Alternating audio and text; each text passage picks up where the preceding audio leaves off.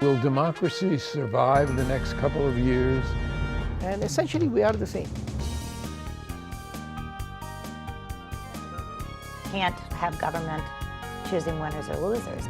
There are so many needs that Minnesota has. What people are saying they need right now.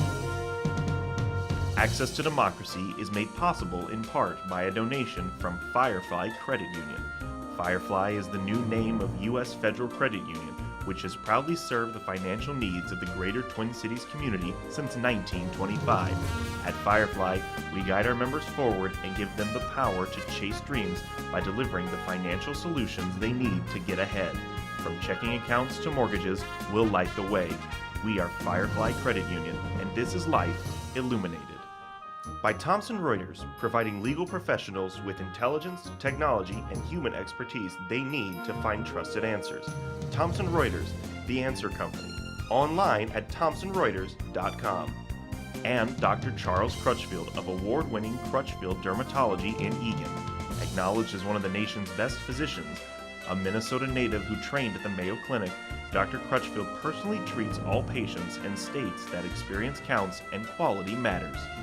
Crutchfield Dermatology, look good, feel great, with beautiful skin.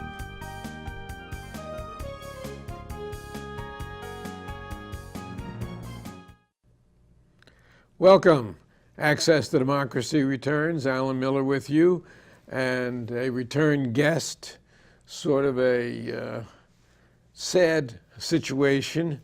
Perhaps Bill Raker's been here with us several times before, over a period of, since we started practically, as the CEO and president of Firefly Credit Union, and just weeks ago announced his retirement. So at least in that capacity, this will be your last interview as such. And why don't you turn around so we can have a conversation back and forth? Well, I was going to look at myself on the camera while you were talking. Well, your wife will take care of that. She's outside probably making a tape of this entire interview. So what's it feel like to be retired? Well, first of all, let me thank you, Alan, for the opportunity to come be on your show. And as you said, for the last time in this capacity, it's been really great to be associated with Access to Democracy. And I'm hopeful that Firefly Credit Union will continue to be a supporter and a sponsor of the program, even when I'm not there. You were our first. The very first, yes. And it's worked out well for both of us over the period of years. And we've developed a close friendship, which I should disclose as well. Yes, we have. Yeah, I appreciate that, and hopefully that's going to be ongoing too. Retirement, well, it's, in a way, it's kind of sad, bittersweet. I've been doing this particular work for over 20 years, almost 22 years. It's been a terrific career for me. I've enjoyed every moment of it, even the challenging times that we've had. But it's time to let younger generation, younger people with fresher ideas and more energy to take over the leadership of the organization. That's what they keep telling me here. Well, I think it works. I think there's some truth in that. So my successor, Dale Miller, is Dale what? I'm sorry, Dale Turner. Thank you. Dale Turner, who has credit union experience in his background, has taken over the operations. So I really don't go into the office much anymore, maybe once a week or so. My effective retirement date is December 31st of this year. So looking forward to that. I'm kind of easing into retirement, which is for me the right process to do it. So it's not like I go to work on Friday and go home at the end of the day, and I come Monday morning I have no place to go and nothing to do. It's not going to be quite that dramatic. Now, when you started with Firefly, which was then U.S. Federal Credit Union. That's right. How many offices did you have? I think we had 3.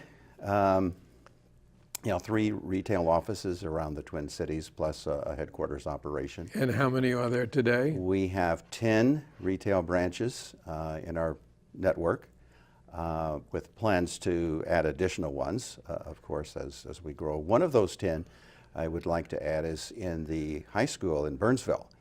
And it's staffed, operated by the students in the high school, which we've partnered with them now, going on 3 years to give. A first of its kind, by the way, certainly in this state. The format of it is kind of unique. There are other credit unions in the community that have relationships with high schools in the communities that they serve.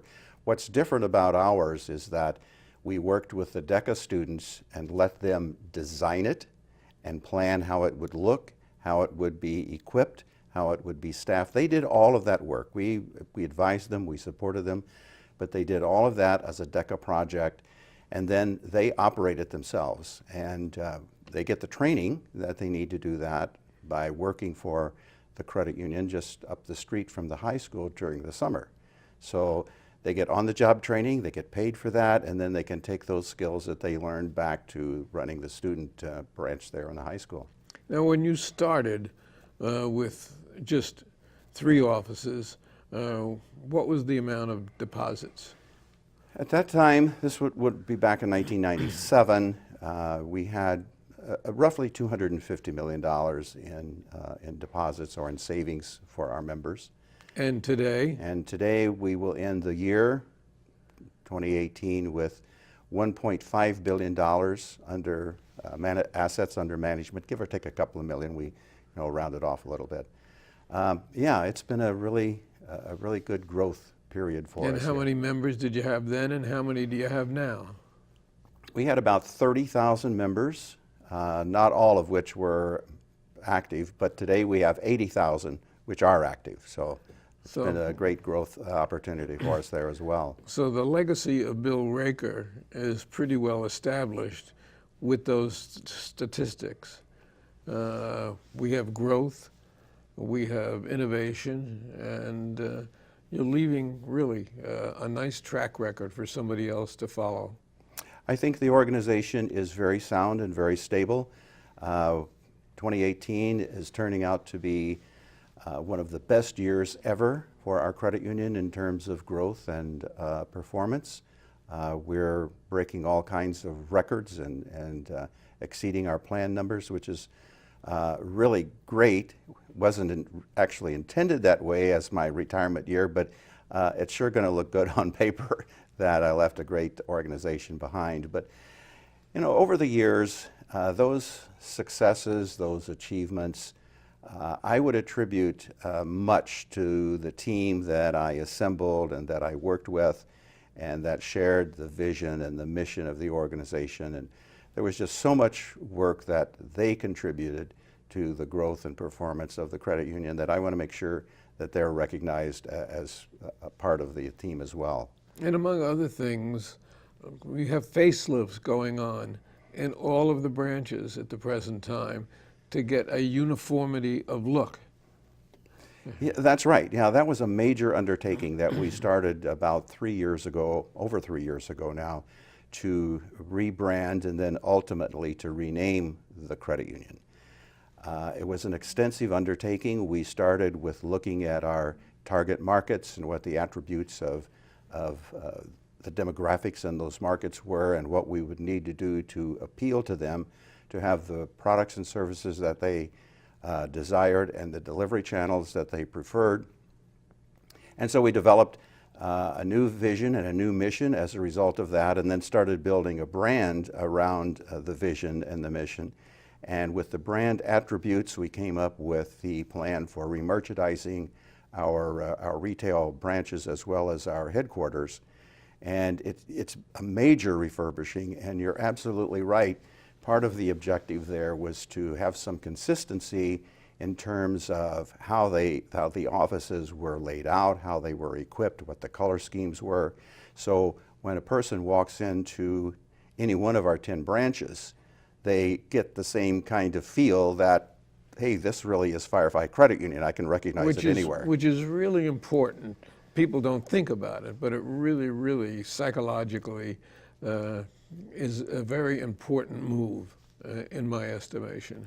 Well, it certainly has been. Like I said, it was a tremendous effort and expense to go through all of the rebranding and the renaming. After we had our brand defined, we knew that we needed a name that was much more exciting and inviting and intriguing than U.S. Federal Credit Union.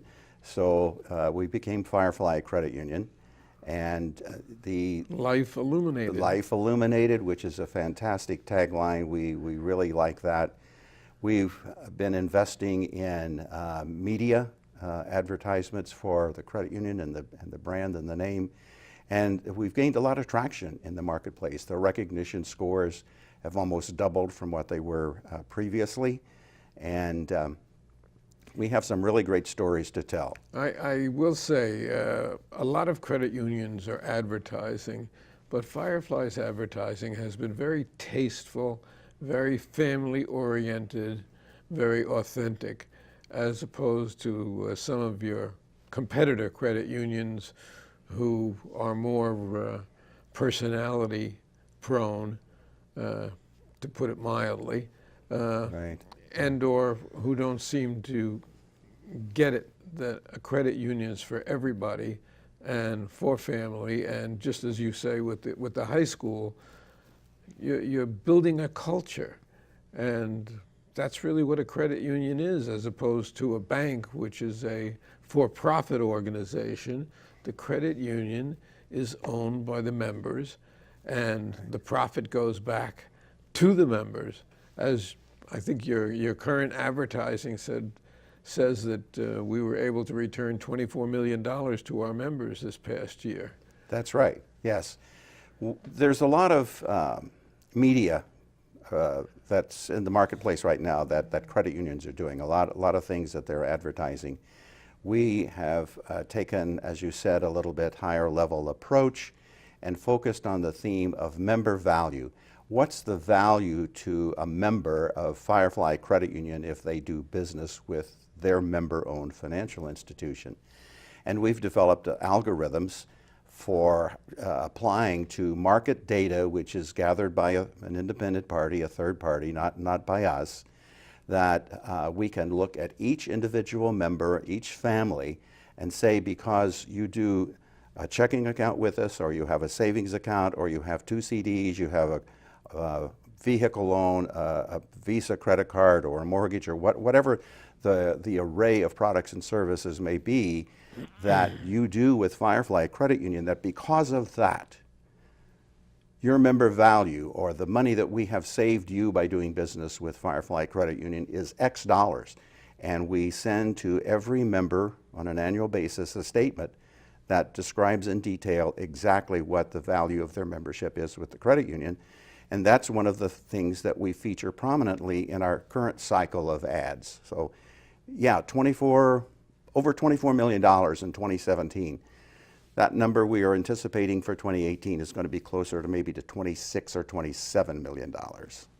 Which is an incredible statement in and of itself. Now, when you started 22 years ago with U.S. Federal, now Firefly, where was the headquarters? Our headquarters were in Burnsville, in the Atrium office building. That's where the executive office was. We owned a couple of buildings for our branches around the Twin Cities, but the rest of the space that we used was leased. And we had outgrown the leased space, we'd outgrown the space that we owned, and we needed a master plan for expansion and for growth. And so we developed that master plan. Core to that was to have a headquarters building where all of our support operations could be in one place. Previously, we would have data processing or information technologies in one of the offices, marketing would be in another, accounting and HR would be in a different building.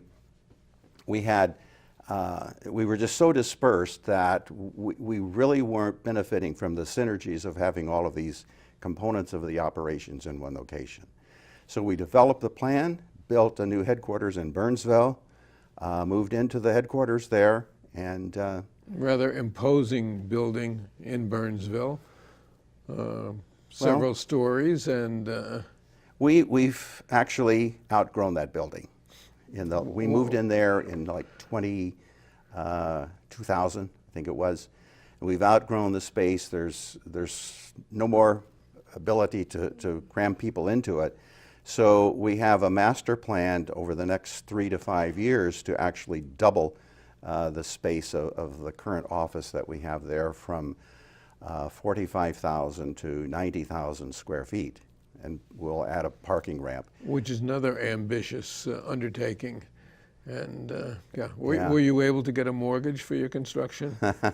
Well, we know a good lender in the community, and we were able to arrange some business with them. You know, talking about the outgrowing the space, when I became CEO, I think we had maybe fewer than 100 employees. Today we have 262 employees, and we have 10 or 12 open vacancies, open positions. If anyone's interested, go to fireflycreditunion.com and you'll find an application there on our website. I'd be happy to arrange to talk with you about a potential career at the credit union. And obviously, it has been a very fruitful career for you, and no reason why anybody else shouldn't look at it the same way.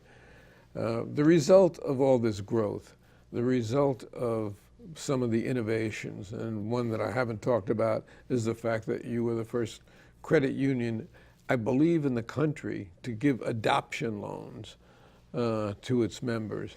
Members undergoing an expensive adoption from overseas could actually, as they would get a mortgage or anything else, get an adoption loan. Yes. That's been a great project for us. It's been something new and exciting, and many of us have wondered, why didn't we think of this before? But we have a young man who works for us in financial education. He is available to go to any location and conduct training sessions on financial literacy, financial education for any organization. And he had a personal experience of adopting his 2 children that was quite traumatic for him. For the second child, they had to sell their house to get the money to complete the adoption. And so he came up with this idea that maybe credit unions should take a look at this need. You know, there are hundreds of thousands of adoption opportunities around the country, and they're very expensive. For the most part, there are opportunities for relatively inexpensive adoptions, but most of them are in the $25,000 to $40,000 range by the time all of the fees are paid and all of the documents are signed and the adoption is Which completed. is really staggering. That's a huge sum for many people, and there are families there who would like to do adoptions if they had the money to do it. So we came up with this idea. It's a specially designed and constructed loan, and the applicant for the loan must already be approved for adoption by the adoption agency that they're working with. And there's a lot of vetting that is done by the adoption agency. So we feel like we have a pretty good credit risk coming into the credit union to seek a loan because it's a signature loan. I mean, you can't repossess a child, you know, if you can't have a mortgage on a child. But it's a line of credit. They draw against it as they need it. And then the repayment starts after the adoption is complete, can be spread over a period of 7 years. And we add a little bonus to it. The credit union will put $500, when the loan's paid off, we'll put $500 into a savings account for the child that was adopted and get them started with the idea of saving and learning how to manage their funds. Innovative, certainly very beneficial and unique.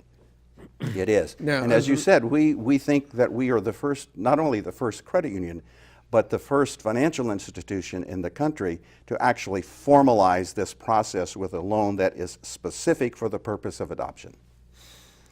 As a result of the successes that you've had, your recognition has come not just from Burnsville, where the Chamber of Commerce just named you this week Business Person of the Year, Right. But you've had a lot of other recognitions, particularly in the last year or two. So I know you're not one to blow your own horn, but tell us several of the honors that you have received. I never went into this career with the expectation or even the idea that there would be honors and accolades and things like that. Okay, that's the disclaimer. That came along with working in the credit union industry. I chose this career because I believed in the values and in the mission of the not-for-profit financial cooperative. And yet there were opportunities for not just me, but for our credit union to do some interesting and unique and impactful things. And along the way, there are organizations that recognize individuals and institutions for those kinds of accomplishments. And in many ways, I happen to be in the right place at the right time, saying and doing the right things. A couple of examples of recognitions that I have received. The Credit Union Executive Society, which is a professional organization of credit union executives, recognized me by inducting me into their Hall of Fame, the Leadership Hall of Fame in 2016. In 2014, Can we go someplace and see your plaque up on the wall? Well, that's a different one, and I was just going to mention that. No, this one, the Hall of Fame is a nice big crystal obelisk that sits on my mantle. You can come over to my home and I'll let you hold it, but that's that's as far as it goes. There is another recognition from the Credit Union National Association, which is the National Trade Association for credit unions. I was inducted into the Wall of Fame in Credit Union House in Washington, D.C., and that's where the plaque is on the wall with my name on it. A few years ago, I was named as the Credit Union Professional of the Year for credit unions here in the state of Minnesota by the Minnesota Credit Union League, which is the trade association here in the state. This past summer, I was selected to be a part of a unique delegation to Thailand, sponsored by the World Council of Credit Unions, which has also designated me as an international ambassador for credit unions around the world, having done some work for credit unions in Paraguay and in Cambodia, and was asked to join this group to go to Thailand, where we spent a couple of weeks working with credit unions and trade associations there. And there was an international conference of credit unions taking place at that particular time. And I was designated to be a facilitator of one of the groups that had it had 8 people in it from 8 different countries. You know, like Nepal and Malaysia and what was the Philippines as an example. And they didn't speak English. And I don't speak their language, so here I'm trying to conduct a session on technology with a group of people that we can barely communicate to one another. But it was interesting. I managed to get several thoughts written down on a flip chart, and at the end of the session, everybody there went up with their cameras and took pictures of the flip chart that was written in English, and they were going to take those back home and get them translated. Do a translation. Right. Yeah. So that was a great experience for us as well. One of the things I'm just getting started in now as I have more time working into retirement is the Minnesota Credit Union Network is putting together a steering committee, a planning group for Women's Leadership Network, which is an opportunity, opens up opportunities for women to get coaches and get mentors volunteering to work with them as they prepare and grow in their careers to become leaders of credit unions. And so we'll be making some contributions to that over the next few months. So you were worried we wouldn't have enough to talk about. And we have utilized... Are we done? No, not quite. We have a couple of minutes left. Okay. So let's see what other honors we can bestow on you in that period of time. As I did mention, you were very receptive to sponsoring us in our kind of unique type of programming. in which we give half-hour interviews. So that's the bulk of what our programming has been over 19 years. And we too have grown to the point that, in fact, we just added a 28th city. So access to democracy is available virtually throughout the lower portion of Minnesota in 28 cities. And of course, your advertising Goes with it. Huh? goes right with it. So, Well, it's certainly gratifying to see a project, an initiative like this that you started out, 19, 20 years ago, to grow as well as it has and to be we received. didn't have any idea at the time what access to democracy was going to become. In fact, it wasn't even access to democracy. It was one interview, and somehow or other, it just kind of growed. The topics and the guests that you've had have been varied. There's a huge span of topics and topics of interest, from politics, governance, business people in the community, activists in the community, publishers, writers like the guest that was here previously, sports people. It's just grown and evolved into it's something that has a myriad of interests that it addresses. In fact, the sports aspect of it has grown beyond us, whereby Patrick Klinger, who would bring us some sport guests, now has combined with Bill Robertson, and Sharon and I are the producers of Behind the Game, in which they've had some just fascinating sports people on, and it's sort of the son of access to democracy. And as they had Joel Maturi on earlier today, the former athletic director of the U, and they're going to have the current athletic director of the U, and they've had coaches, they've had everything. So that's been another aspect that's been very gratifying to us. I think this program is an example of someone having an idea and being passionate about it, and saying, I'm going to try this. I'm going to see what I can make happen, and things just kind of mushroom. One of the newest things that we're developing at the credit union is podcasts. We're in the process of developing a program where we will have up to a 5-minute podcast on some type of consumer financial topic or issue. This is one of the best ways that we figured out of being able to get to the millennial generation and the younger generation coming after them, because they're all on social media. They get all of their information through the electronic delivery channels. Sad to some extent that newspapers and magazines have suffered as a result of the IT birth and expansion.